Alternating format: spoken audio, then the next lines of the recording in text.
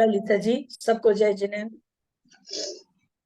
ओकारं बिंदु अत पौर्वामी के साधाय प्रतिष्ठापन वेलायां श्री श्रुत भक्ति कायो सर्गम करोम्यहम्।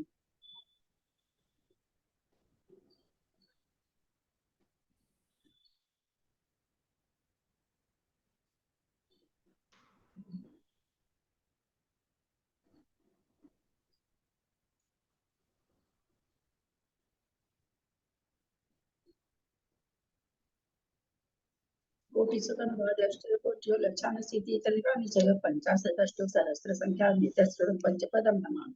अरहन्तभासि यत्त्वं गन्धर्वदेवीं सर्वं वन्मामि भक्तियुक्तो सुतरान् महोऽयं सीता इच्छामि भक्ति सुभक्ति कावसक कौतोसल सम्मन अंगोबल पहिने पाउडे परियमि पडमानो जोग पुवगिय चुलिया चेव सुत थई धुई तुई कमाई धन कहीं नचकल मंचेमी पूजेमी बंदामी नमस्तामी दुख को कम को बोई लाओ सुनी समाही मरण जीवन करती हो बच्चा अथ पर स्वाध्याय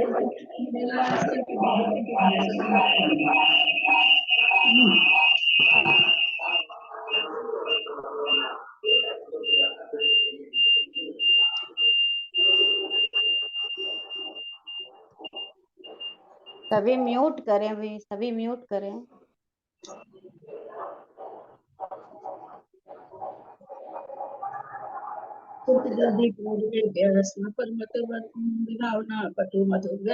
सुचरित तपो निधि गुरुभ्य गुण गुरुभ्य सत्य गुण सम्मगे पंच विहाचारण करण संग्री से सीसानुगुण कुशले धम्मारिये सदा वंदे गुरुभक्ति संजमेन यह तरन्ति संसारे सायरं घोरं छिन्नन्ति अटकमं जपन मरणं पावन्ति ये नित्यं व्रत मंत्र होम निरतः ध्यानाग्निहोत्राकुला सटकर्माभिरतास्तपो धन धना साधु क्रिया साधव शील प्रवरणा गुण प्रहरणाश्चंद्रार्के ज्योतिका मोक्ष द्वार कपाट पाटन भटा प्रणन्तु मां साधव पूर्वपान्तु नो नित्यं ज्ञान दर्शन नायिका चारित्रण गंभीरा मोक्ष मार्ग उपदेश इच्छामि भक्ति आर्य भक्ति कौसगो कौतोषाल सम्मान समदर्श सच्चरितान पंचज्ञाचारण आर्यानाम आयरादि सुधनानुपदेश्यानां अध्यायनं त्र्यंगुण पालनं साधन निष्कालम मंचेमि पूजेमि वंदामि नमस्सामि दुःखको कमको वैलाव सुवैगमनं समाहि मरणं जिनगुण संपत्ति हो मध्यम ओकारं बिंदु संयुक्तं नित्यं ध्यायन्ति योगिनः कामदं मोक्षदं चैव ओंकाराय नमो नमः नवरल सदगनो व्याप्रचालि सकल भूतल कलंका मुनि विरूपासि तीर्था सरस्वती हरतु न दूरित अज्ञान तिमिरांधानां ज्ञानांजन शलाकया चक्षुरुन्मीलितं येन तस्मै श्री गुरुवे नमः श्री परम गुरुवे नमः परम्पराचार्य गुरुभ्यो नमः सकल कलुष विध्वसकं श्रेषां परिवर्धकं धर्म संबंधकं भवजीवन प्रतिबोधकारकं पुण्य प्रकाशं पापनाशमिदं शास्त्रं श्री गोमटसार कर्मकांड नामधेयम् अस्य मूल ग्रंथकर्तारः श्री सर्वज्ञ देवास्तदुत्तर ग्रंथकर्तारः श्री गंधर्वदेवः प्रतिगंधर्वदेवः तेषां वचोनुसारताम् आसाद्य श्रीमत् नेमिचंदाचार्य न विरचितं दं शास्त्रं श्रोतारः सावधानतया शृण्वन्तु मंगलम भगवान वीरो मंगलम गौतमो गणी मंगलम कुंद कुंदादो जैन धर्मोस्तु मंगलम सर्व मंगल मांगल्यम सर्व कल्याण कारकम प्रधानम सर्वधर्मानां जैनम जयतु शासनम जैनम जयतु शासनम जैनम जयतु शासनम सरस्वती नमस्तुभ्यं वरदे कामरूपिणी विद्यारंभं करिष्यामि सिद्धिर्भवतु मे सदा द्वादशांग जिद्वानी माता की जय परम मांगलिक गोमट सार जी कर्मकांड जी की जय नेमी चंद्राचार्य की जय आदिमती माता जी की जय अढ़ाई दीप में विराजमान सभी आचार्य उपाध्याय सर्व साधु के चरणों में नमोस्तु नमोस्तु नमोस्तु सभी आरिका माता जी के चरणों में बंदामी बंदामी बंदामी सभी छुल्लक छुल्लिका एलक के चरणों में इच्छामी इच्छामी इच्छामी सभी प्रतिमाधारी के चरणों में ग्रुप में विराजमान प्रतिमाधारी के चरणों में वंदना वंदना वंदना ग्रुप में विराजमान पूज्य नेमिचंद भाई साहब बाबू जी और भी जो भी पूज्य जन है सबका सादर चरण पर सभी से सादर जय जिनेन्द्र। हम लोग परम मांगलिक ग्रंथ गोमट सार जी कर्मकांड का स्वाध्याय चालू किए हैं जिसके रचय नेमिचंद आचार्य हैं। आदिमती माता जी की टीका से हम लोग स्वाध्याय कर रहे हैं। कल हमने मंगलाचरण रूप गाथा को जाना और प्रकृति किसे कहते हैं, उसका क्या क्या पर्यायवाची नाम है उसको हम लोग जाने हैं। अब आगे बता रहे हैं कि किस तरह से जीव का अनादि से संबंध है, शरीर के साथ, जीव के साथ कर्मों का कैसे संबंध है, उसके बारे में आगे गाथा नंबर 3 में बता रहे हैं। देहोदय न सहियो शीर्षा मंगलाचरण दीदी। महावीरम सम्मतरेण निलयम कीर्तनम गोचम। देहोदयेन सह्यो जीवो आहारदिकं नो कम्मं परिसमयं संवंगम तत्तायस पिंडो वजलम। देहोदयेन सह्यो जीवो आहारदिकं नो कम्मं परिसमयं संवंगम तत्तायस पिंडो वजलम। कथा का उच्चारण करें। देहोदयेन सह्यो जीवो आहरदिकं मनोकम्मं परिसमयं संवंगम तत्तायस पिंडवो वजलम। सादर प्रणाम दीदी, सादर प्रणाम।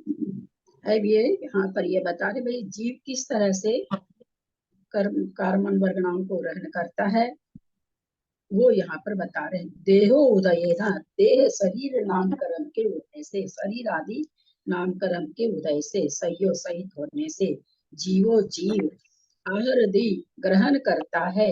किसको? कम्मम कर्म वर्गणा को, नो कम्मम नो कर्म वर्गणा को। देह शरीर नामकरण के उदय से सहित यह जीव कर्म वर्गणा को, नो कर्म वर्गणा को आहरदि माने ग्रहण करता है। कैसे ग्रहण करता, किस तरह से, कोई एक खास पोर्शन है क्या है, कहाँ से ग्रहण करता है? तो यहाँ पर एक बहुत अच्छा उदाहरण देके बता रहे हैं आचार्य। पड़ी समयम संवंगम, प्रति समय ग्रहण करता है और पूरे सर्वांग से ग्रहण करता है, प्रति समय ग्रहण करता है। सर्वांग, म्यूट करें, म्यूट करें।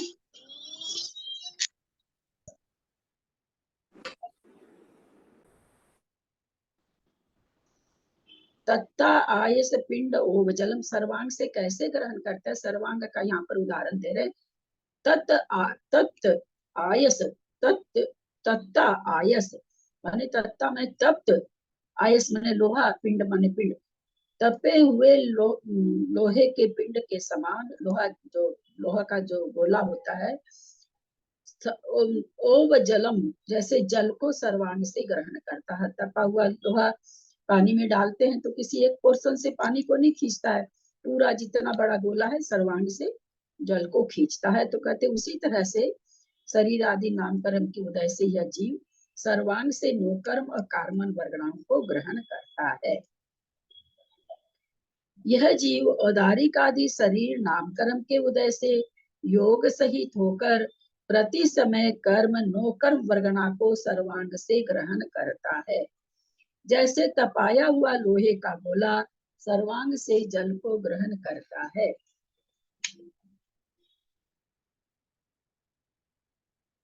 देह से मतलब है औदारिक, विक्रिय, कहारक, तेजस और कारमन नामकर। इनमें से कारमन नामकर्म के उदय से उत्पन्न योग से सहित जीव ज्ञानावरण आदि 8 प्रकार के कर्म को ग्रहण करता है। शेष शरीर नामकर्म के उदय से सहित जीव उस नाम वाले 9 कर्म को ग्रहण करता है। 5 शरीर बताए, 5 शरीर में इन्होंने क्या स्पेशल क्या कर दिया कि कार्मान वर्गणा से तो 8 कर्म रूपी शरीर को ग्रहण करता है, 8 कर्म रूपी कर्म को ग्रहण करता है। लेकिन अन्य शरीर जो है औदारिक, विक्रियक, आहारक आदि से 9 कर्म वर्गणाओं को ग्रहण करता है। कार्मान वर्गणा 9 कर्म वर्गणा नहीं है। यह जीव प्रति समय कर्म 9 कर्म रूप होने वाली कितने पुद्गल परमाणुओं को ग्रहण करता है, यह बताते हैं।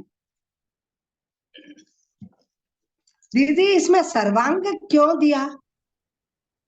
सर्वांग से ही करते हैं ना, तत्वार सूत्र का 8वें अध्याय में है ना शायद, नाम प्रत्यय सर्वतो योग विशेषात अनंतानंत प्रदेशा करके जो है, तो सारे ही आत्मा के प्रदेशों पर अनंतानंत विश्रोपचय होकर के बैठे हुए हैं परमाणु, जैसे ही जिस तरह का योग होता है उस तरह के वो प्रदेश उस रूप कर्म में बदल करके कर्म रूप होकर के चिपक जाते हैं।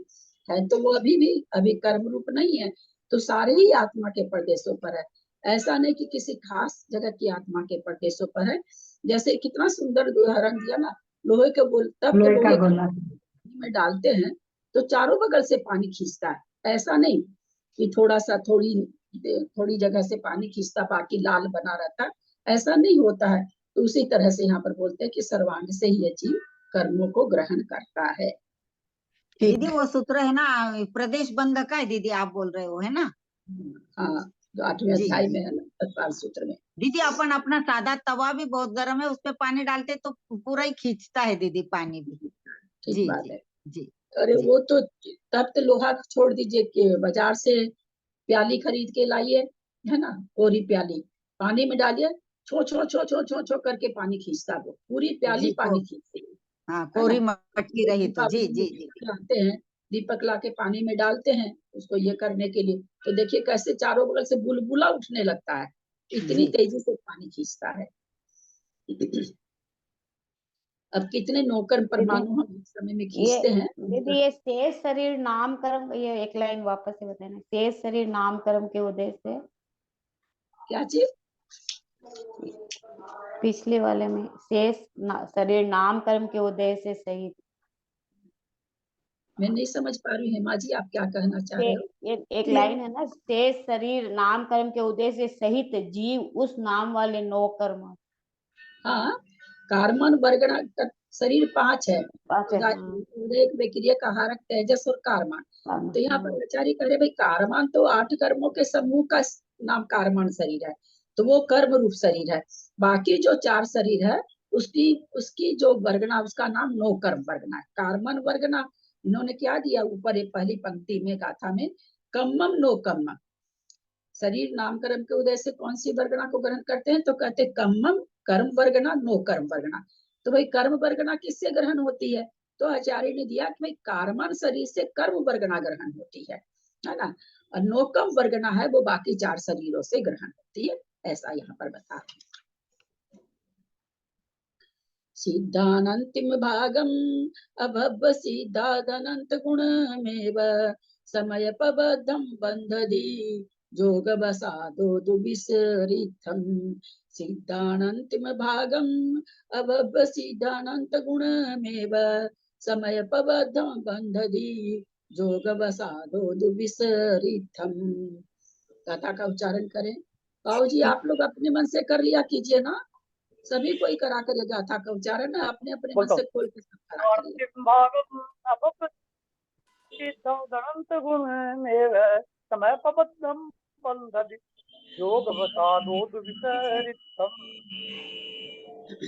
सिद्ध सिद्ध अनंतिम भागम, सिद्ध अनंतिम भाग का हो जाएगा सिद्ध अनंतिम भाग, सिद्धों का अनंतवा भाग।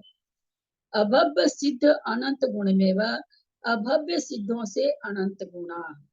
अभव्य सिद्धों का तो सिद्ध की राशि को कहते हैं, उससे अनंत से गुणा करो, अथवा जितने सिद्ध उसमें अनंत से भाग दो, दोनों राशि एक है।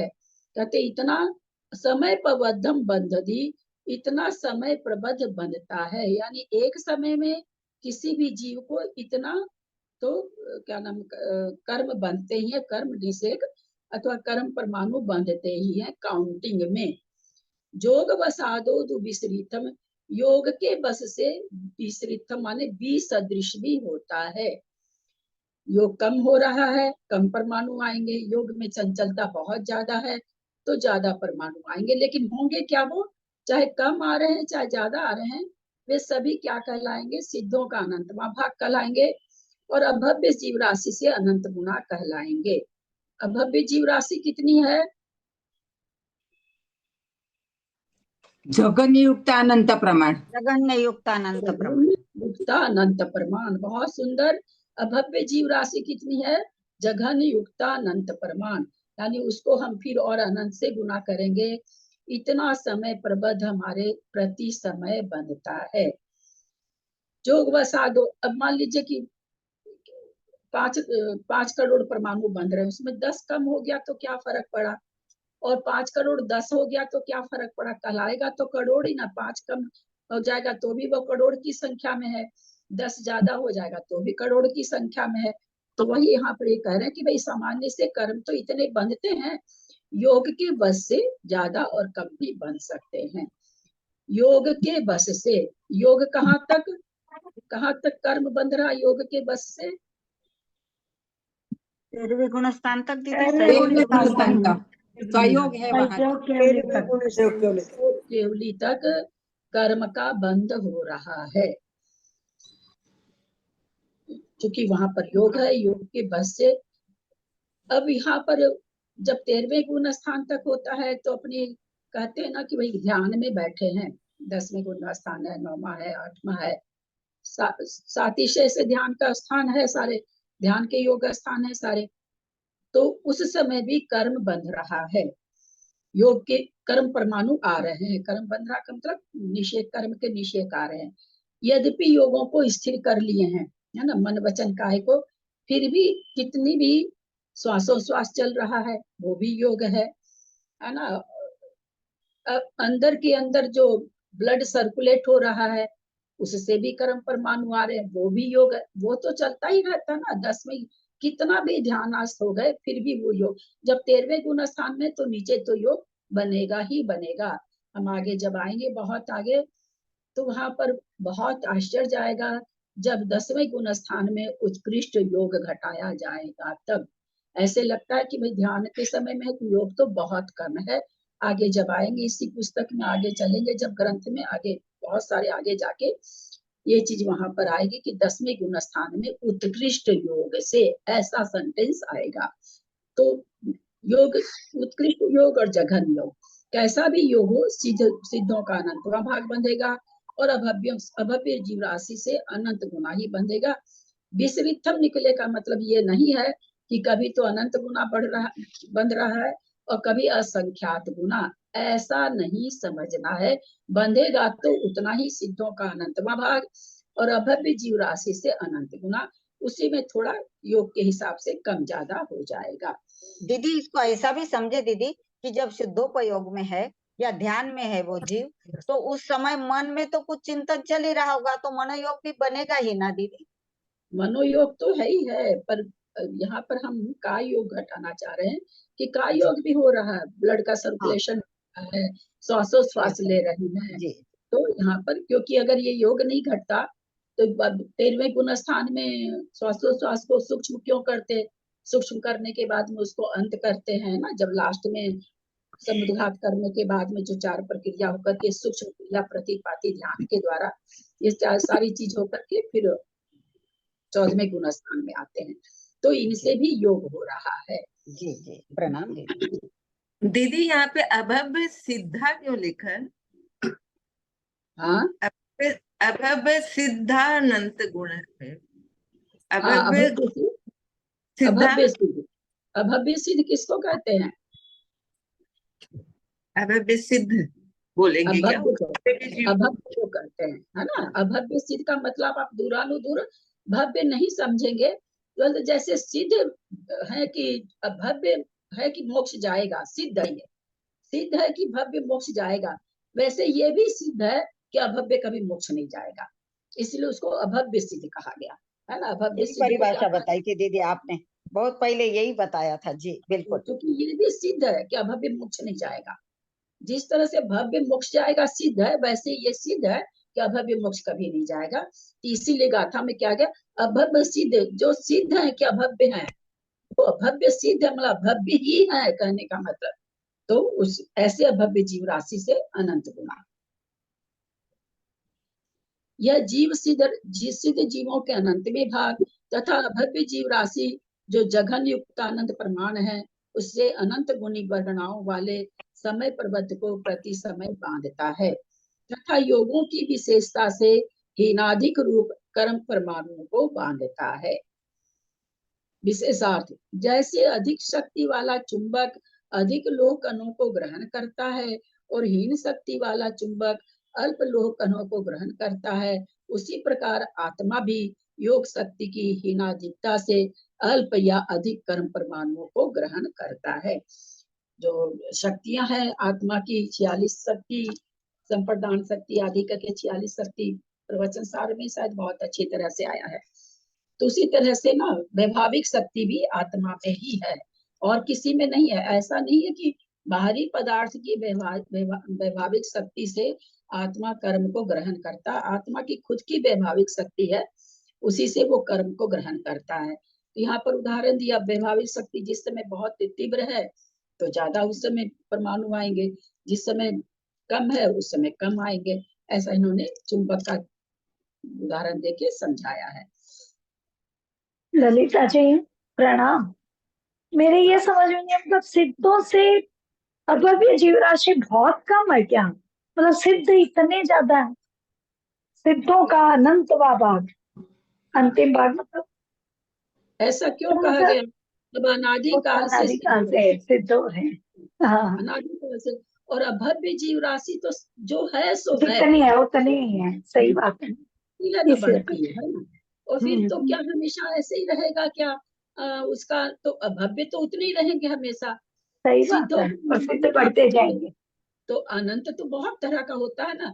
मान लीजिए बहुत सिद्ध हो गए तो भी उसका अनंतवा भाग थोड़ा और बड़ा आ जाएगा, थोड़ा और बड़ा आ जाएगा, ले देख करके अनंत में समाहित हो जाता है सारी चीज। वो यहाँ पर ये समझना चाहिए। दीदी कर्म पर प्रणाम। दीदी प्रणाम। मुझे ऐसा लगता है, मुझे ऐसा याद है कि आत्माती 47 शक्ति है। जी अच्छा, मुझे भी ऐसा ही 47 याद है। हाँ 47 हो शक्तियां है सकता जो समय है। सारणी में आई है 47 दीदी। शक्ति है। हाँ हाँ हो समय सकता सारणी है। में आई है, हाँ, अमृत 47 चंद्राचार्य ने लिखी है। अमृतचंद्राचार्य ने लिखा। हाँ जी जी 47 समय 47 सारणी में, मैं भी वही सोच रही थी दीदी जी। प्रणाम करती हूँ दीदी। बहुत अच्छा। 47 से आत्मा की 47 शक्तियां हैं। कर्म परमाणुओं के बंध का प्रमाण कहकर अब उनके उदय व सत्व का प्रमाण कहते हैं। भाई बंध का तो बता दिए कि एक बार में इतना परमाणु लेते हैं, फिर उदय कितना होता है और सत्ता में कितना रह जाता है, उसके लिए गाथा कह रहे हैं। जीरदि समय पबद्धम पोगदे नेक समय बद्धम वा उन्हानि नदि बद्धम समय पबद्धम हवे सत्तम। जीरदि समय पबद्धम पवगदो नेक समय पबद्धम वा गुणहानि नदि बद्धम समय पबद्धम हवे सत्तम। चीरति समय पवद्धम पवोगदोनेग समय बद्धम वा गुणहानि नदि वड्ढम समय पवद्धम हवे सत्तम। जीरदि समय पबद्धम, जीरदि झरता है, खत्म होता है, झर जाता है या निर्जरा हो जाती है कितनी? समय प्रबद्ध की। समय प्रबद्ध बंधा, समय प्रबद्ध की निर्जरा हो गई। फिर और आगे क्या कहते? पवोगदे, प्रयोग से, प्रयोग यानी तपस्या कर रहे हैं, व्रत उपवास कर रहे हैं, तो क्या हो रहा है उस समय कि बहुत चंचलता कम हो रही है और खिर रहा समय प्रबद्ध। तो वहां पर कह रहे पवोगदे नेक समय बद्धमा, प्रयोग से अनेक समय प्रबद्ध की भी निर्जरा होती है। एक समय में समय प्रबद्ध और कई समय की निर्जरा हो जाती है। तो ये तो निर्जरा का द्रव्य बता दिया उन्होंने कि भाई समय पर्वत खिरता है, प्रयोग से अनेक समय पर्वत भी खिर सकता है। ये इन्होंने यहाँ पर निर्जरा का द्रव्य बता दिया। अब सत्ता में कितना बचा रह जाएगा? तो कहते हैं गुण हानि दिवड्ढम, गुण हानि जे कुछ, इन माने कम, गुण हानि इन माने कुछ कम, गुण हानि दिवड्ढम 1.5 गुण हानि से कुछ कुछ कम, समय पबद्धम हवे हवे सत्तम, समय पर्वत प्रमाण सत्ता में रहता है। समय पर्वत बांध रहे हैं, समय पर्वत खिल रहा है और कहते 1.5 गुण हानि समय सत्ता में द्रव्य बना रहता है। थोड़ा सा दीदी इसको ऐसा समझ सकते क्या दीदी अपन, जो पवो गदो लिखा है प्रयोगतः, तो तपश्चरण आदि इसीलिए तपस्या निर्जराच, बाकी तो जो हो रही है सो हो ही रही है, तब से और अधिक हो रही, ऐसा लेंगे ना दीदी? हाँ वही तो अभी मैंने कहा ना, विजया जी अभी जी जी पहले जी जी यही चीज तो ना कि तप जी वगैरह व्रत उपवास करते हैं। एक बैठ गए कि 4 घंटा हम तो हिलेंगे नहीं, एक ही जगह बैठेंगे, तो नेचुरली थोड़ा सा आश्रम कम हो रहा है। और नियम लिया, नियम लेने से कुछ ना कुछ ज्यादा निर्जरा होगी ही होगी। हालांकि वो निर्जरा कार्यकारी नहीं है, कार्यकारी निर्जरा कब होती है, जब श्रेणी में चढ़ते हैं तब। लेकिन फिर भी निर्जरा तो हो ही रही है ना, निर्जरा तो हो ही रही है। किसी समय में कर्म उदय में आएंगे तो प्रदेश कम रहने से कम कम थोड़ा सा अनुभव होगा, तो वही यहाँ पर कह रहे हैं। अभी समय प्रबंध को थोड़ा सा समझे हम लोग। 1.5 गुणानी कैसे रहती, बैंक से लोन लिया है ना, 5 लाख का लोन लिया। 5 लाख का लोन जनवरी के महीने में लिया, फरवरी महीने में तो 5 लाख नहीं दे देते हैं ना, पहले तो 2-3 महीना तो देते ही नहीं है। उसके बाद किस्त चालू होती है, किस्त चालू होती है तो जो भी 1000 रुपया महीना या 1500 रुपया जैसा भी, अरे जो भी अंदाज बता रहे हैं हम, कोई बैंक में बैठे रहे तुम किसी को नहीं, कोई चीज नहीं है, वो सब नहीं चलता है। क्या चीज रहने दीजिए, आप अपना वहाँ हिसाब रखिए उसमें वही खाते में। और फिर अगले महीने फिर आप ले ली रुपया, अब उसकी किस्त भी चालू हो गई। तो जो 5 लाख रुपया पहले लिए थे उसकी किस्त भी चालू हो गई, दोबारा ले लिए उसकी भी चालू हो गई। तो जो पहले लिए थे वो द्रव्य भी पड़ा, वो रुपया आपके पास है, फिर दोबारा आपने ले लिया वो रुपया आपके पास है। तो जब जिस समय कर्म बनता है तो कर्म बनता तो आवली प्रमाण तो उदय में नहीं आता, आवली के बाद उसकी निषेक रचना हो जाती है। जो हम लोगों ने देखा था 6300 कर्म परमाणु बंधे हैं 8 समय में, 8 समय वाली 8 समय का उसका 6 गुणहानी बनाते हैं, एक गुणहानी 8 समय की बनाते हैं। तो एक समय में 256 आ रहा, फिर चय रूप से हानि होते होते कुछ कम कुछ कम कुछ कम प्रत्येक समय में उदय में आ रहा। तो केवल उसी समय तो कर्म बंधा नहीं, उसके पीछे समय के भी बंधे हुए हैं। तो किसी के उस समय 256 आ रहे हैं, अभी बंधा हुआ का, पीछे बंधा हुआ का 240 आ रहा, उसके पीछे बंधा हुआ का 220 आ रहा, उसके पीछे बंधा हुआ का 210 आ रहा, उसके पीछे बंधा हुआ का 180 आ रहा। क्योंकि ये तो सर्कल चल रहा, किसी एक पॉइंट पर तो लाइफ चालू हुई नहीं है, अनादिकाल से कर्म बन रहा। तो वो सारा जब 48 समय की स्थिति का मान लीजिए कर्म बंधा हो, तो सारी स्थिति जब मिलाते हैं तो जोड़ वहां पर क्या आता है कि भाई 6300 कर्म हम पहले समय में बांधे हैं, तो 6300 उदय में आ रहा। अब सत्ता में कहाँ से बच जाता है, क्योंकि थोड़े थोड़े कर्म निषेक उदय में आ रहे हैं, थोड़े थोड़े बच रहे हैं। तो जो बचा हुआ उस समय देखा गया कि कर्म परमाणु कितने बचे, तो वो देखा गया कि 6300 का कितना होगा, 32 7500 कुछ 7200 कुछ 7250 शायद परमाणु सत्ता में हमेशा बने रहते हैं, जिसको कहा गया कुछ कम 1.5 गुणहानी। ऐसा क्यों होता है, क्योंकि बंधा हुआ वही कर्म अगले समय में पूरा का पूरा उदय में नहीं आता है। अगर वो पूरा का पूरा अगले समय में उदय आ जाए तब तो 1.5 गुणहानी सत्ता में रहने का मतलब ही नहीं बनता है। लेकिन क्या होता है, थोड़ा थोड़ा तो निषेक रचना हो जाती है। तो प्रति समय की निषेक रचना हो रही है, कोई उसी समय के थ्रू पीछे के समय में हमने कर्म बांधे, उसकी भी निषेक रचना है, वो भी कर्म परमाणु उसमें जुड़ते जा रहे हैं। तो पीछे का लेकर के 48 समय का मान लीजिए 48 समय की स्थिति का हमने कर्म बांधा, तो 48 समय में जितने कर्म उदय में आ रहे हैं, प्रत्येक समय के कर्मों के निषेक अगर हम जोड़ेंगे तो वो 6300 हो जाएंगे। और हमने बांधे भी उतनी, तो बांधे तो सत्ता में क्या, क्योंकि जितने बांधे वो कर्म उतना का उतना नहीं खीरा, उसमें से कुछ ही हिस्सा खीरा, तो वो बाकी वो सारा सत्ता में पड़ा है। तो जब पाया गया, तो जब हिसाब उसका लगा तो आया कि भाई 1.5 गुणहानी सत्ता में हमेशा रहता है। इसकी आगे आएगी रचना, जहाँ आएगी त्रिकोण रचना जहाँ आएगी वहां पर इसको, तब तक देखते हैं। बड़ा बोर्ड खाली हो जाएगा, अभी तो मेरी पोती का मेडिकल का एग्जाम चल रहा है, तो बोर्ड नहीं खाली है। अगर कुछ व्यवस्था बन सकी तो मैं हम अवश्य समझाएंगे, या देखें कॉपी उपी में करके समझा सके तो। लेकिन अभी ये थोड़ा सा आप लोग भाई थोड़े थोड़े निषेक उदय में आ रहे हैं, पीछे वाले भी आ रहे हैं, उसके पीछे वाले भी आ रहे हैं, उसके पीछे भी वाले भी आ रहे हैं। तो प्रति समय क्या देखा गया कि 6300 कर्म उदय में आ रहे हैं, 6300 प्रति समय बन रहे हैं और 6300 उदय में भी आ रहे हैं। और चूंकि हर कर्म की निषेक रचना हो जाती है, तो ये पाया गया कि भाई 1.5 गुणहानी कुछ कम 1.5 गुणहानी सत्ता में पड़ा भी रहता है। प्रति समय एक समय प्रबद्ध की निर्जरा होती है, किंतु प्रयोग से अनेक समय प्रबद्धों की भी निर्जरा हो जाती है। तथापि कुछ कम 1.5 गुणहानी गुणित समय प्रबद्ध प्रमाण द्रव्य सत्ता में रहता है।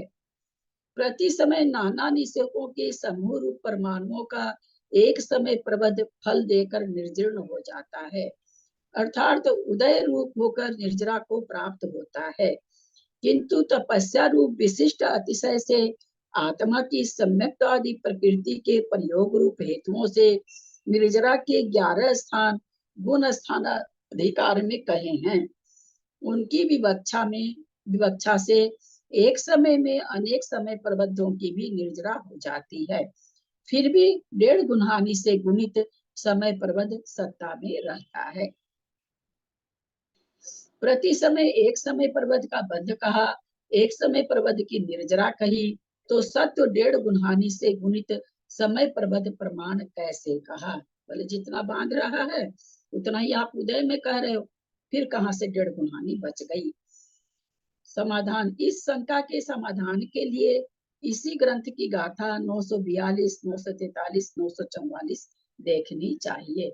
हम जब वहां पर जाएंगे तो उसे चित्र से और समझ, वहां पर चित्र भी है तो वहां चित्र से हम देखना चाहेंगे। सामान्य से कर्म के भेद प्रभेदों को 2 गाथाओं में कहते हैं। कम्मतनेन एकम दब्बम भावोति होदि दुविहम तु होगल पिंडो दब्बम तस्सत्ति भावकम मम तु। कम्मतनेन एकम दब्बम भावोति होदि दुविहम तु होगल पिंडो दब्बम तस्सत्ति भावकम मम तु। कम्मतनेन एकं दब्बं भावोति होदि दुविहन्तु होगलपिण्डो दब्बं तासक्ति भावकं मम तु। कम्मतनेन एकम, सामान्य से कर्म कितना है? बोले एकम, एक प्रकार का है। दब्बम भावोति होदि दुविहम तु, द्रव्य और भाव की अपेक्षा से तो 2 प्रकार का होता है। उद्गल पिंडो दब्बम, जो उद्गल पिंड है वह तो द्रव्य कर्म है। तत्शक्ति, उसमें जो फलदान की शक्ति है, भाव कम्मम तु, वह भाव कर्म है। उद्गल पिंड जो द्रव्य कर्म जो ग्रहण होता है वह जब उदय में आता है तो उसकी जो फलदान शक्ति है वह कहते हैं भाव कर्म है। सामान्य से कर्म एक प्रकार का है, द्रव्य और भाव की अपेक्षा से 2 प्रकार का है। उद्गल पिंड को द्रव्य कर्म कहते हैं, उसमें जो फल देने की शक्ति है उसे भाव कर्म कहते हैं।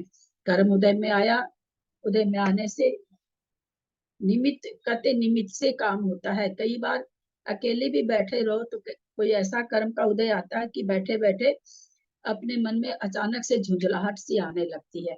वो कैसे आ गई? कोई निमित्त नहीं मिला, कोई आपसे मिला नहीं, कोई ऐसी किसी भी तरह की कोई भी बात नहीं हुई, फिर भी अचानक से मन कई बार सुस्त हो जाता, उदास हो जाता है, कभी बहुत प्रफुल्लित अकेले में बैठे बैठे होता है। तो ये फल कर्म के उदय का ही फल है, जो हमें पता थोड़ी चलता है। तो इसलिए कहते जो फलदान की शक्ति है वह भाव कर्म है। हमेशा ही निमित्त से ही कर्म उदय में आए ऐसा नहीं बनता है ना। और कर्म उदय तो प्रति समय आ रहे हैं, बहुत सारे कर्मों का फल हमें पता ही नहीं चल रहा है। बहुत मंद उदय चलता रहता तो पता ही नहीं चलता है। हमें पता कब चलता है? जब तीव्र उदय होता है, थोड़ा सा तीव्र होता है। तो सामान्य रूप से कर्म उदय में आते रहते हैं, ऐसा हमें कुछ पता नहीं चलता कि अभी हमारे कोई खास तरह का कर्म उदय में आ रहा है, कोई खास तरह के हमारे भाव हो रहे हैं, ऐसा नहीं है। सामान्य भाव में हमेशा रहते हैं, जब तक कि कोई खास उत्कृष्टता से या थोड़ा सा शक्ति लेकर के फल उदय में नहीं आए तब तक पता नहीं चलता है। यहाँ पर क्या कह रहे हैं? बहुत अच्छी पंक्ति नीचे, कार्य में कारण के उपचार से उस शक्ति से उत्पन्न हुए जो अज्ञान आदि क्रोध आदि रूपी परिणाम है वे ही भाव कर्म है। वास्तव में भाव कर्म तो क्या है? जो इसकी आत्मा की जो योग शक्ति है वह है भाव कर्म। वो द्रव्य कर्म कारण है और वो कार्य है। आत्मा में कर्म के उदय से आत्मा में परिणाम हुए, परिणाम होना आत्मा के योग शक्ति, आत्मा की योग शक्ति के कारण परिणाम है। वास्तव में कार्य कौन कर रहा है? आत्मा कर रही है, आत्मा की योग शक्ति से हो रहा है, तो उसको कहना चाहिए भाव कर्म।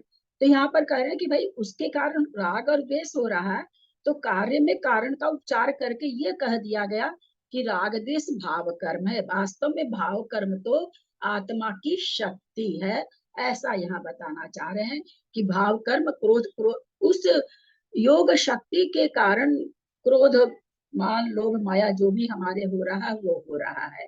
तो उसको उस कारण से जो क्रोध मान माया लोभ हो रहा है उसको भाव कर्म कह दिया गया। भाव कर्म वास्तव में तो उसकी शक्ति है, आत्मा की योग शक्ति है।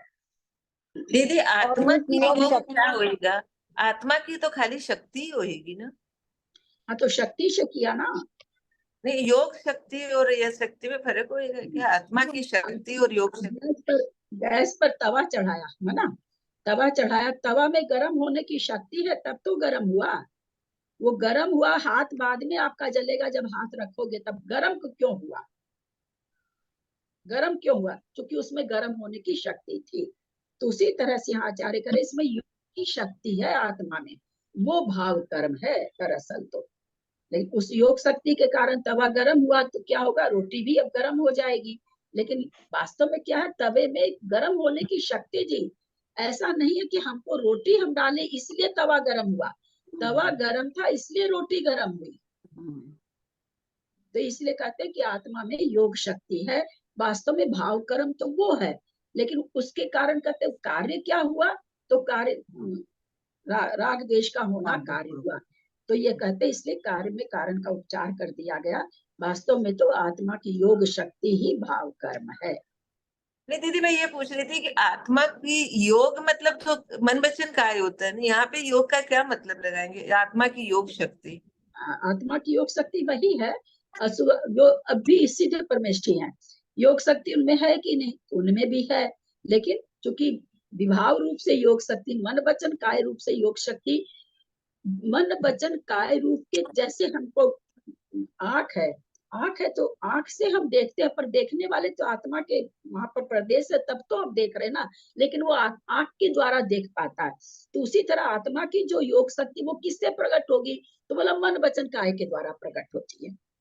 वास्तव में शक्ति आत्मा के प्रदेशों में है, लेकिन वो प्रकट कैसे होगी, काम कैसे करेगी वो योग शक्ति? उस योग शक्ति को संसारी आत्मा में करने के लिए कोई माध्यम चाहिए। वो माध्यम क्या है? मन वचन काय है। आंख को भी माध्यम कहेंगे ना दीदी? आंख के माध्यम से ही देखता है ना दीदी? हाँ, आंख के माध्यम से देखता है। अगर आत्मा के प्रदेश हैं अंदर, हमारी आंख तो ठीक ही है, हम अगर आंख बंद कर ले तो हम देख पाएंगे क्या? नहीं देख, जबकि योग शक्ति है आंख में, आत्मा के प्रदेश भी है, इसमें योग भी है देखने का, लेकिन हम नहीं देख पाएंगे क्योंकि हमने आंखें बंद कर ली। तो वो जो शक्ति काम आ रही है वो किसी के माध्यम से आ रही है। तो उसी तरह आत्मा की जो योग शक्ति है संसारी आत्मा की, वो संसारी आत्मा की योग शक्ति किससे प्रकट चलती है? तो मन वचन काय के द्वारा प्रकट होती है। जी जी, योग शक्ति सिद्धों में भी है, लेकिन सिद्धों में प्रकट करने के लिए मन वचन काय नहीं है, इसलिए वहां पर योग नहीं घट रहा है। ठीक है, समझ में आया कि नहीं? जी हाँ दीदी दीदी। जी। आगे चलते हैं। तम पुन अठ विहंबा अठ दाल संयम असंख लोगंबा तानम पुन गादिति अगादित्य होंति सन्नाओ। तम पुन अठ विहंबा अठ दाल संयम असंख लोगंबा तानम पुन गादिति अगादित्य होंति सन्नाओ। तम पुण अट्टविहंवा अड़दाल संयम असंख लोगंबा ताणम गुणगादित्ति अगादित्ति यहोन्ति सन्नाओ। तम, तम माने फिर उस प्रकार से, पुन माने और, अठ विहंबा बोलो, तम माने वह कर्म, और पुन माने और, अठ विहंबा पहले कहते हमने बता दिया सामान्य से कर्म एक प्रकार का है, फिर कहा कि द्रव्य कर्म भाव कर्म के हिसाब से दो प्रकार का। अब कहते तम माने वही कर्म, पुन माने और, अठ विहंबा आठ प्रकार का, अथवा माने अथवा वही कर्म आठ प्रकार का है। विहम माने प्रकार, अड दाल संयम, अड माने आठ, दाल माने 40, संयम माने 100, 148 प्रकार का है। अथवा असंख्य लोगंबा, असंख्यात लोक प्रमाण भी है। तान पुन घादिति, तानम सॉरी तानम उनमें, पुन माने फिर, घादिति घातिया, अघादिति अघातिया, यह होंती सन्नाओ, सम्मान्य से, घातिया घातिया दो प्रकार के होते हैं। सन्नाओ मतलब सम्मान्य से। तो क्या कहना चाह रहे भाई? सामान्य से हमने कहा एक प्रकार का कर्म, फिर दो प्रकार का, फिर हम कह रहे हैं कि 8 प्रकार का होता है, फिर कहते हैं 148 प्रकार का भी होता है, फिर कहते हैं असंख्यात लोक प्रमाण भी होता है। असंख्यात लोक है, असंख्यात लोक प्रमाण, असंख्यात लोक दोनों में कुछ अंतर है कि एक ही है संख्या?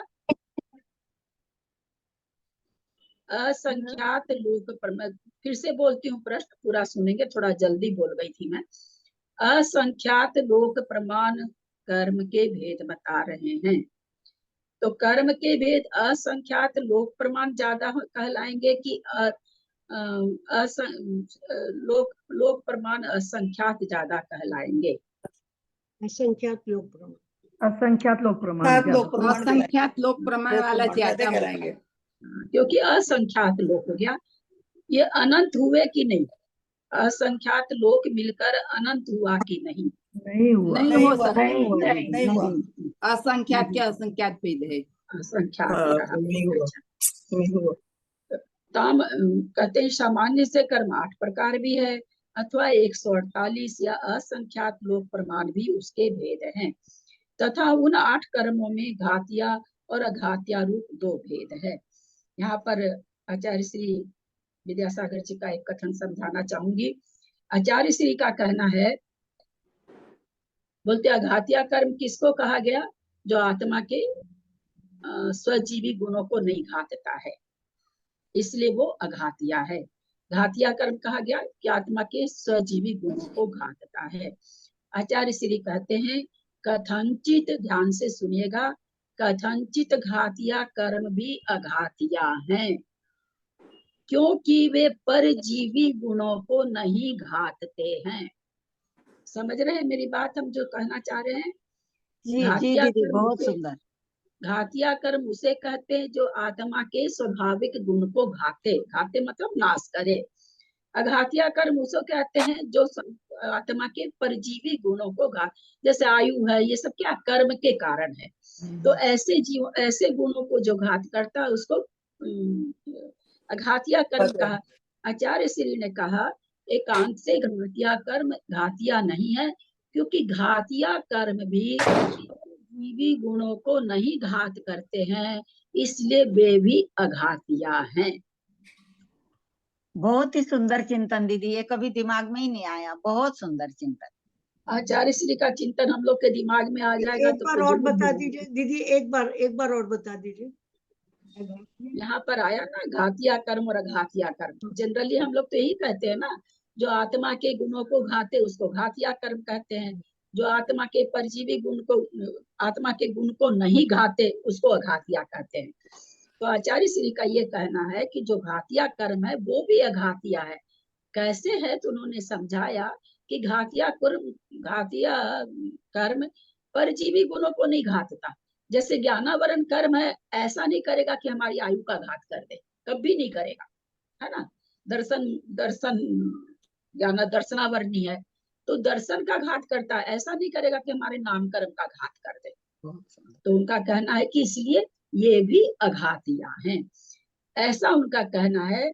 घातिया अघातिया बोल करके मूल ग्रंथों में कोई भेद बना ही नहीं है, ऐसा आचार्य श्री का कहना। मैं मूल ग्रंथ बड़े कोई खोलने नहीं गई हूँ, पर ऐसा उनका कहना है कि वहां पर अनुजीवी परजीवी है, अनुजीवी परजीवी, पर ऐसा कहीं नहीं है कि जो अनुजीवी को घाते वो तो घातिया, जो परजीवी को घाते वो अघातिया, ऐसा विवेचन आगम में नहीं आया है। ऐसा हमारे परम पूज्य आचार्य श्री विद्यासागर जी का चिंतन है। दीदी ये चिंतन किसी ने बताया भी नहीं कभी, ये पहली बार ही सुनने में आया दीदी। मेरे को तो उनकी खास खास बात इसलिए पता चलती है ना, वो नीलू दीदी की क्लास में मैं करती हूँ केवल, बाकी मेरे को उस क्लास में कुछ मिलता उलता नहीं है। तो वर्तमान योग उनको बहुत याद है, बहुत याद है भाई, नाम के साथ याद है, क्या गजब बोलती हैं। और मेरे को वर्तमान योग पढ़ी हुई नहीं हूँ, तो मेरे को किसी के मुंह से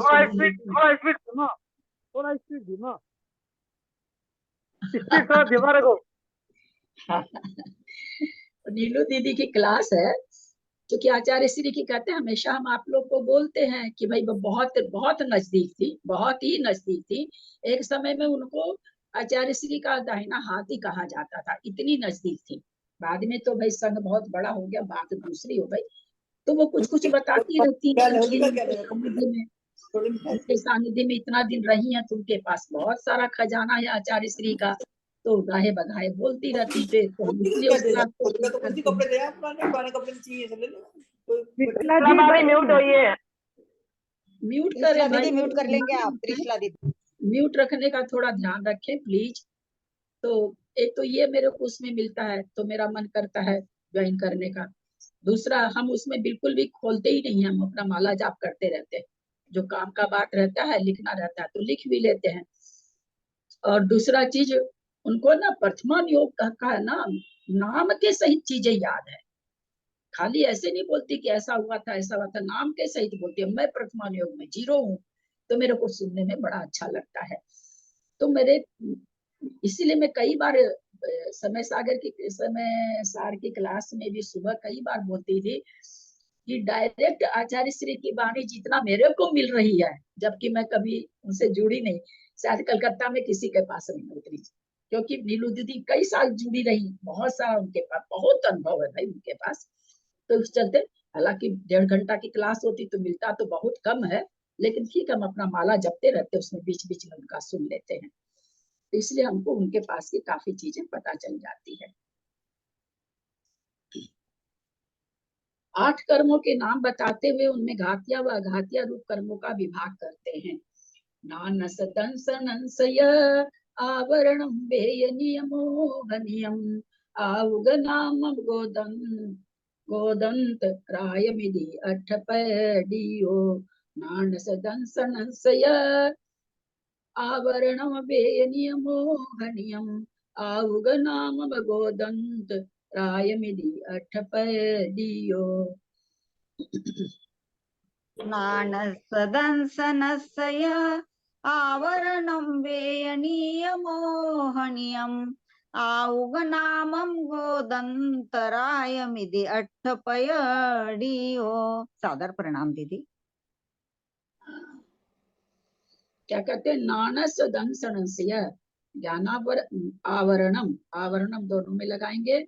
ज्ञानावरण दर्शना, यह माने और दर्शनावरण। फिर क्या कहते हैं? वेयनियम, वेदनीय, मोहनियम, मोहनीय, आउग, आयु, नामम, नाम, गोदंतराय, गोत्र और अंतराय, इदिम 8 पैडियो, ये 8 मूल प्रकृति, 8 माने 8 पैडियो माने प्रकृति, ये 8 मूल प्रकृति हैं। आगे चलते हैं। आवरण मोह विगम घादी जीव गुण घादन तादो आउग नाम गोदम वेयनीति। आवरण मोह विगम घादी जीव गुण घादना तादो आउग नाम गोदम वेयनीत अघादिति। आवरण मोह विगम गादि जीव गुण गादन तादो आउग नामम गोदम वेयनियम तगादितम दिति। आवरण मोह विगम, आवरण में दो क्या आ गया? ज्ञानावरण, दर्शनावरण। मोह माने मोहनीय, विगम माने अंतराय, घादी, ये 4 तो घातिया कर्म हैं। किस कारण से? तो कहते जीव गुण घातनाता दो, जीव के गुणों का घात करने के कारण ये 4 कर्म तो घातिया हैं। आउग नामम, आयु और नाम, गोत्र, गोदम माने गोत्र, वियनी माने वेदनीय, तह माने और, अघादिति अघातिया कर्म है। आवरण से दोनों ले लिए क्या दीदी? आवरण जो आया शब्द गाथा में, उससे दर्शनावरण ज्ञानावरण दोनों ले लिए है ना? आवरण आने से दोनों, जहां भी आएगा दोनों लेना है। जी जी जी। ज्ञानावरण, दर्शनावरण, मोहनीय और अंतराय, ये 4 तो घातिया कर्म हैं, क्योंकि ये जीव के देवत्व रूप गुणों को घातते हैं। तथा आयु, नाम, गोत्र और वेदनीय 4 अघातिया हैं। ये जीव के गुणों को नहीं घातते हैं, अतः इनको अघातिया कहा है। ठीक है, इसमें अपने लोग का बहुत बढ़िया से जाना हुआ है, आगे ले रहे हैं। दीदी थोड़ा सा ये बता दीजिए, ये देवत्व रूप और अदेवत्व रूप। देवत्व रूप में कहाँ, एक मिनट, क्योंकि जीव के देवत्व गुणों को घाटते हैं। जीव जीव के कैसे, किसी भी आत्मा के गुण कैसे हैं, देवत्व स्वरूप है ना। आत्मा तो अपने आप में देवत्व गुण वाली है, सम्यक्त वाली है। ये सम्यक्त गुण को घात कर देती है। केवल ज्ञान स्वरूप है तो केवल ज्ञान स्वरूप, व्यक्त रूप से नहीं है, लेकिन उसके अंदर शक्ति तो है ना, शक्ति रूप से तो विद्यमान है ही है।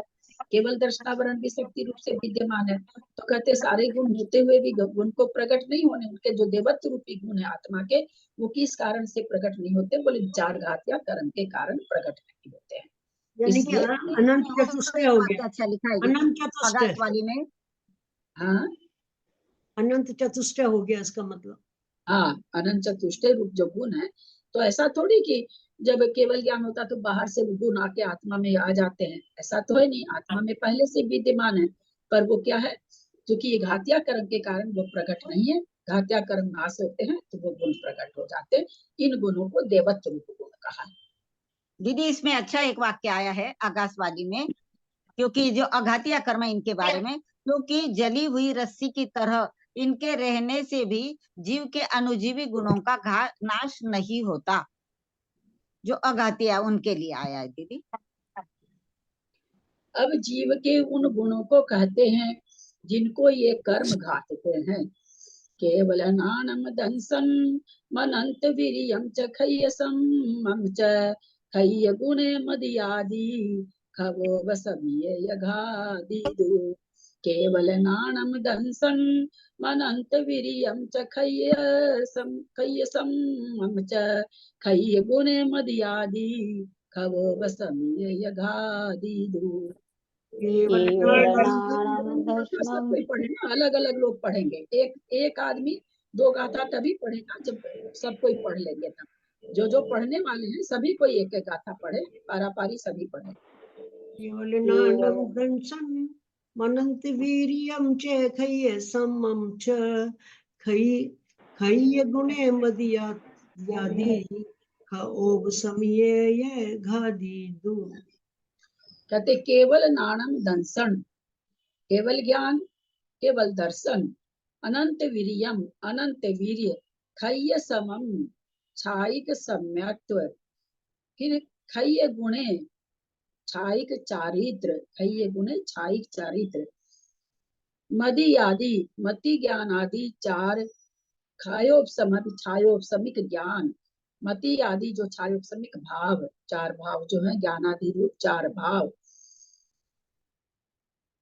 यह घादिदु, इन गुणों को कहते हैं कि क्या है, घातिया कर्म घात करते हैं। घादितु मन घात करते हैं। कौन सा कर्म घात कर रहा है, उन कर्मों के बारे में बताया गया है। तो क्या करें, केवल ज्ञान, केवल दर्शन, अनंत वीर्य, छायिक सम्यक्त्व, चकार से छायिक चारित्र, द्वितीय चकार से छायिक दान आदि पांच लब्धि रूप छायिक भाव, एवं मति श्रुत अवधि मन पर्याय ज्ञान आदि रूप छायोपशमिक भाव, इन गुणों को ज्ञानावरण आदि कर्म घातते हैं, इसलिए उन्हें घातिया कहते हैं। छायिक भाव को घात रहे हैं और छायोपशमिक भाव को ज्ञान आदि को, इसका क्यों नहीं कहे मति श्रुत अवधि ज्ञान को क्यों नहीं कहे कि इसको छायिक रूप से घातते हैं, क्योंकि ये सायोपशमिक ज्ञान है। ये सायोपशमिक ज्ञान है ना दीदी, और केवल ज्ञान है छायिक। ये तो कुछ न कुछ रहेगा ही जीव में। यदि ये संपूर्ण रूप से क्षय हो जाएगा तो जीव निर्जीव हो जाएगा। जीव निर्जीव हो जाएगा, ये उत्तर है इसका। इसीलिए ये छायोपशमिक बनेगा। केवल ज्ञान होने पर ये खत्म हो जाएगा, वो अलग बात है, लेकिन ये छायोपशमिक रूप से ही रहेगा, क्योंकि इसको अगर छायिक करेंगे तो छायिक करने से, इसीलिए केवल पांचों ज्ञानावरण का, दर्शनावरण का उपशम भी नहीं होता। उपशम भी होगा तो पूरा खत्म हो जाएगा। जैसे ज्ञानावरण का मति ज्ञान का उपशम कर दिया हमने तो गया, तो जड़ ही हो गया जीव, इसलिए उपशम भी नहीं होता इनका, है ना। इनका क्षयोपशम ही होता है, और फिर अंत में क्षय होता है। छायिक भाव नहीं होता इसका, क्षय होते हैं अंत में, छायोपशमिक होते हैं और क्षय होते हैं। औपसमिक भी इसमें नहीं घटता, क्योंकि ज्ञान का अगर हम उपशम कर देंगे तो फिर जीव जड़ हो जाएगा। दीदी उपशम सिर्फ मोहनीय कर्म का ही होगा ना दीदी? हाँ हाँ, जी जी। तीन घातिया कर्मों का क्षयोपशम और क्षय होगा। अब अघातिया कर्मों में सर्वप्रथम आयु कर्म का कार्य करते हैं। कम कय मोह बड्डिय संसारम्यनादिजूतम ही जीव सवठाणम करे दियाहु हली वनरम। कम कय मोह बड्डिय संसारम्यनादिजूतम ही जीव सवठाणम करे दियाहु जीवस्वत्थानं करे दियाहु हली वनरम। कम्मकय मोह बड्डीय संसारमीय अनादिजोत्तमी जीवस्वठाणम करे दियाहु हली वनरम। क्या करें, सबसे पहले ये आयु कर्म, क्योंकि आयु कर्म क्यों सबसे, हालांकि आगे बताएंगे कि कर्मों का ऐसे हम कैसे ये श्रृंखला कर्मों की क्यों दिया, आगे आएगा, आगे बात करेंगे। तो यहाँ पर कम कयम मोह बढ़िया संसार में, कर्म कयम कर्म के उदय से उत्पन्न होने वाला, तथा मोह बढ़िया मोह बढ़े हुए मोह के कारण संसार भी संसार में अनादि जुत्तमी अनादि काल से जुत्तमी माने चारों गति रूप अनादि काल से संसार की संसारमी बढ़मी संसार बढ़ता है, संसार की वृद्धि होती है। किस कारण से हुआ कि कर्म के उदय से उत्पन्न हुआ मोह के कारण चतुर्गुति रूप संसार की वृद्धि होती है। जीवस्य अवस्थानम,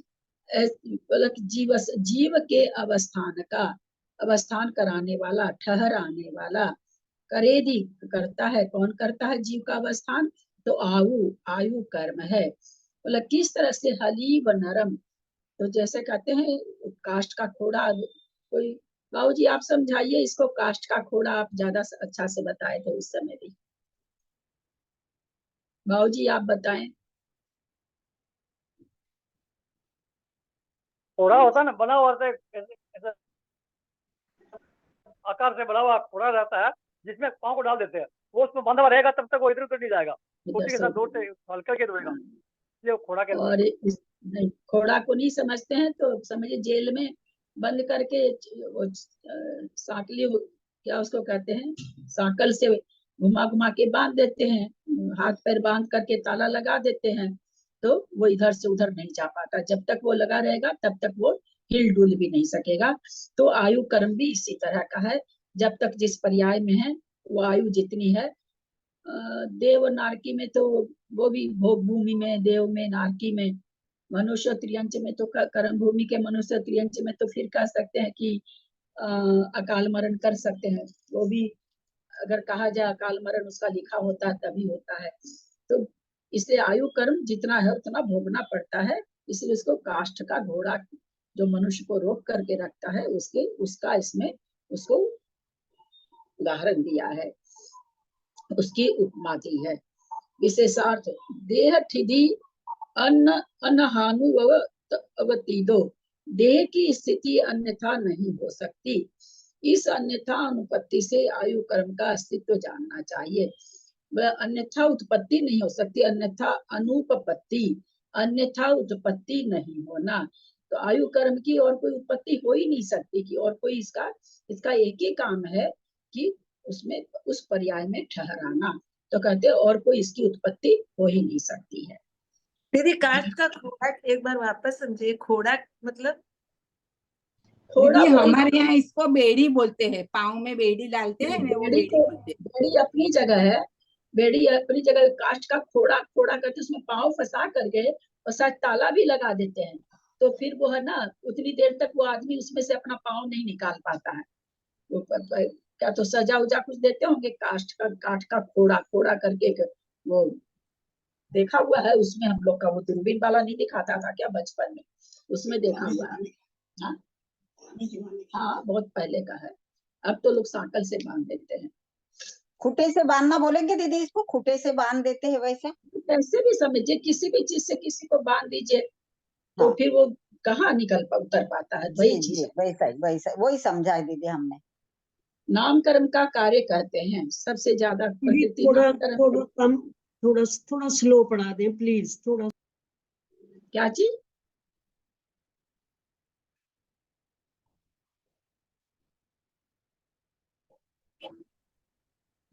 क्या वो बोले आप? बोल रहे हैं थोड़ा स्लो पढ़ाइए, वो बोल रही है आगे थोड़ा जल्दी स्लो चल रहा पढ़ाइए। है। ठीक है। नाम कर्म का कार्य करते हैं। गदयादि जीव भेदम देहादि पोगलान भेदम च गति अंतर परिणमनम करे नाम मने विहम। गदयादि जीव भेदम देहादि पोगलान भेदम च गति अंतर परिणमनम करे नाम मने विहम। गदयादि जीव भेदं देहादिपौगलाणं भेदं च गदयन्तर परिणमनं करेति नामम् अनेविहम्। कहते गति आदि जीव भेदम, बोले गति आदि, जो गति आदि का भेद है वो बोले देहादि पोगलानम भेदम च, शरीर आदि जो औदारिक शरीर आदि जो पुद्गल का भेदों को, और गति आदि जीव भेदम, जीव का जो गति आदि भेद है, नरक गति आदि जो जीव के भेद है।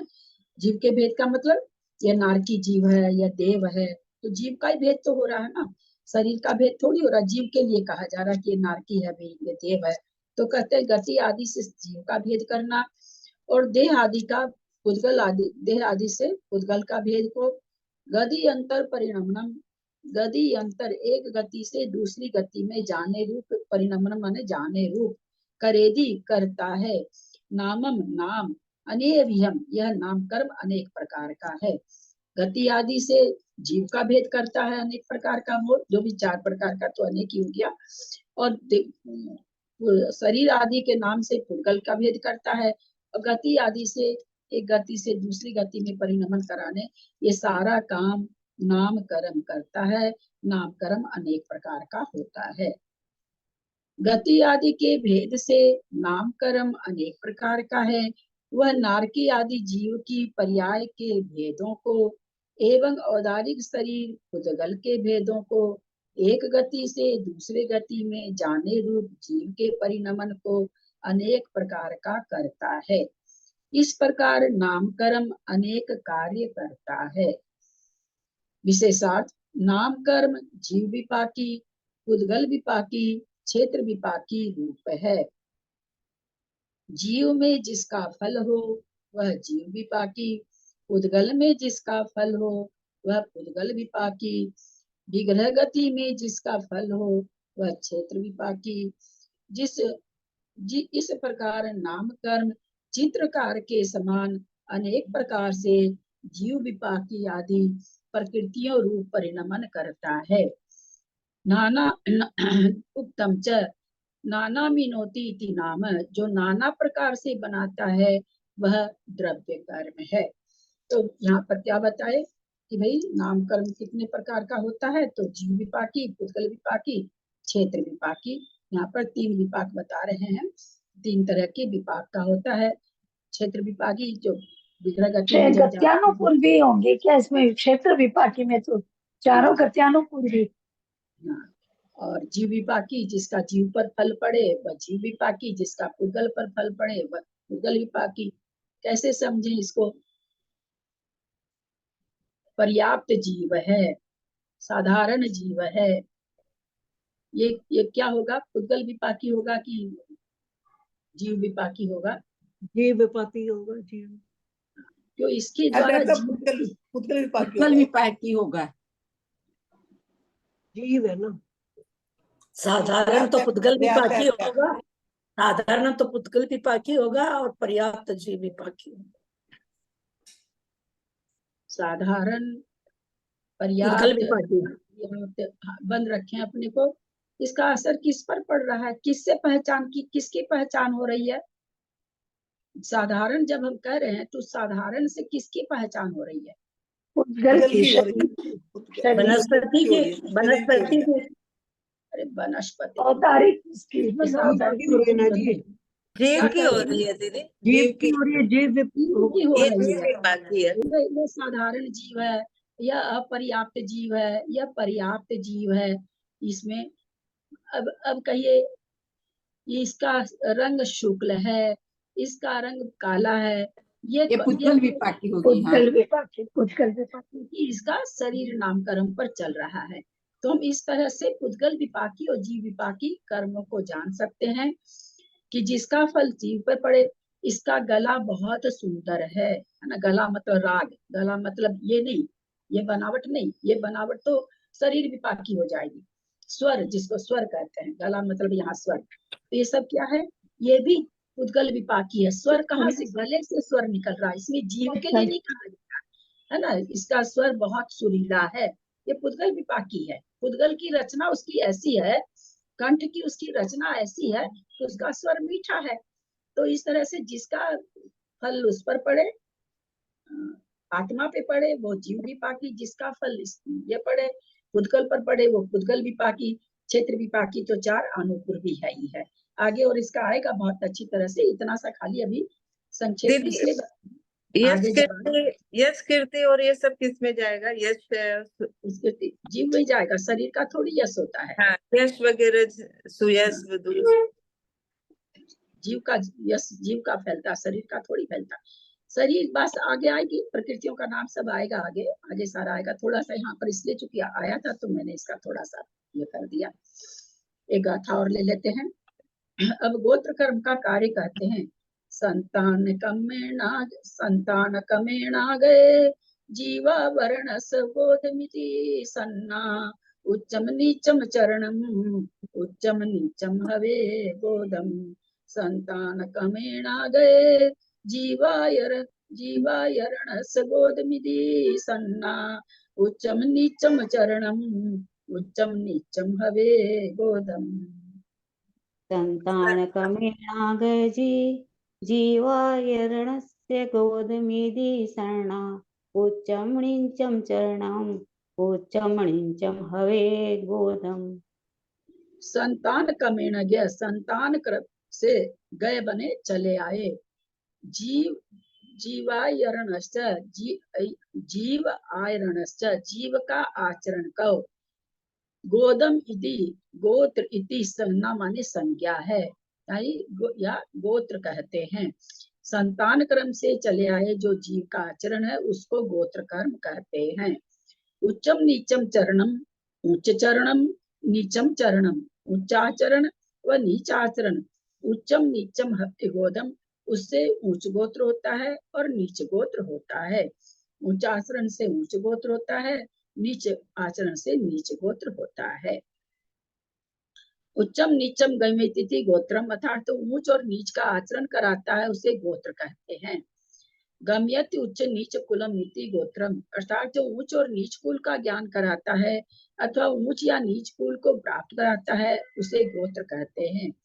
न च निष्फलम गोत्रम, दीक्षा योग्य साधवा चाराणाम साधवाचारे कृत संबंधानाम आर्य प्रत्यय विधान व्यवहार निबद्धानानाम पुरुषाणाम संतानम उच्चै गोत्रम, तत्रोत्पत्ति हेतु कर्माच्युच्चैर गोत्रम, तद विपरीतम निश्चैर गोत्रम।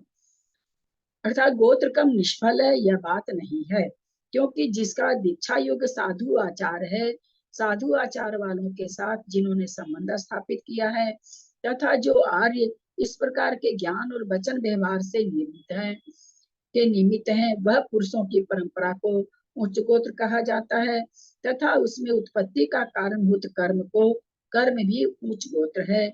इससे विपरीत कर्म नीच गोत्र है। समय हो गया है, 11:10 हो गया, कर लेते हैं बचा हुआ शेष।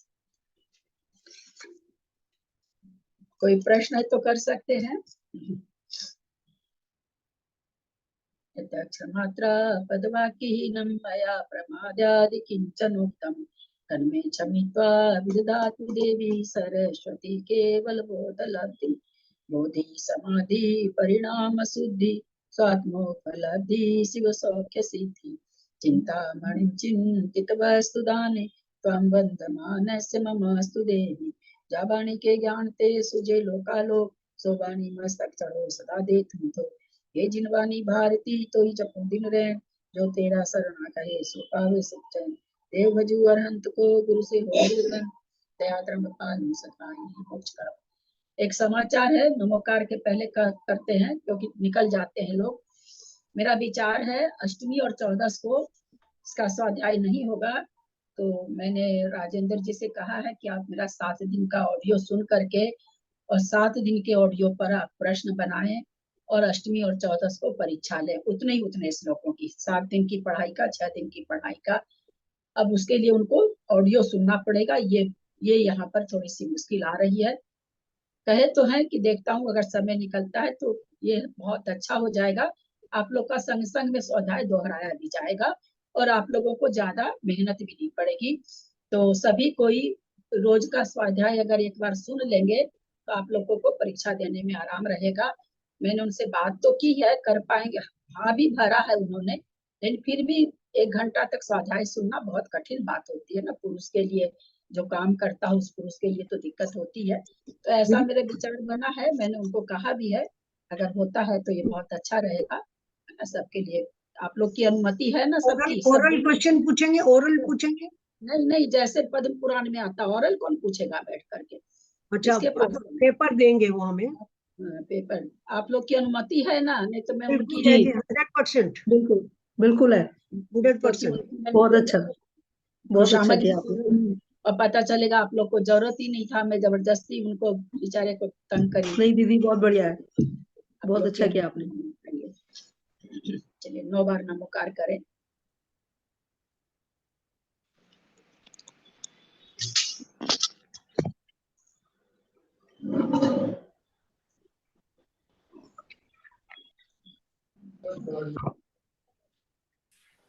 सही को प्रणाम, सबको सादर जय जय। भाभी को प्रणाम, धारी जी को वंदना, बाकी सभी को जय। मीना भाई को वंदना, लेखा भाई को जय जिनेंद्र, सबको प्रणाम, सभी को जय जिनेंद्र, बड़ों को प्रणाम, सभी को जय जय जिनेंद्र, सबको जय। सभी बड़ों को सादर प्रणाम, सभी को वंदना, दीदी को प्रणाम, बड़ों को प्रणाम, दीदी जी को प्रणाम, सभी को जय जिनेंद्र, सभी को सादर जय जिनेंद्र। सादर प्रणाम दीदी, सादर प्रणाम, सभी को सादर प्रणाम, सादर जय जिनेंद्र। अंजना जी को, अनीता को वंदना, सब बड़े जनों का सादर चरण स्पर्श, सभी से सादर जय जय।